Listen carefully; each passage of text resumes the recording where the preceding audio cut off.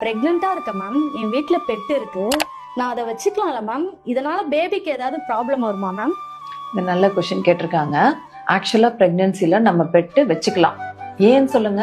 ஆக்சுவலா பாத்தீங்கன்னா பயங்கர அது அந்த பாண்டிங் இருக்கும். அந்த லவ் அண்ட் அஃபெக்ஷன் நமக்கு ஹாப்பி ஹார்மோன் செக்ரேட் ஆகிறதுக்கு ஹெல்ப் பண்ணும்.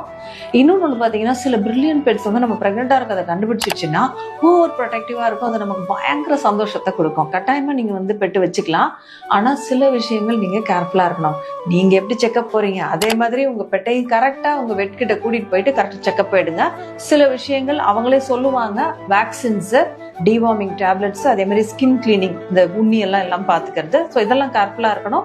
வெளியில் நம்ம கூட்டிட்டு போறப்ப வேற டாக்ஸ் பைட் பண்ணாம பாத்துக்கணும். டாகோட கிளீனிங் ஒர்க் மட்டும் நீங்க கட்டாயமா செய்யக்கூடாது. ஏன்னா அதுல இருந்து நமக்கு சில இன்ஃபெக்ஷன்ஸ் வரலாம். ஸோ கட்டாயமா உங்க பெட்டை நீங்க தாராளமா வச்சுக்கலாம். தேங்க்யூ.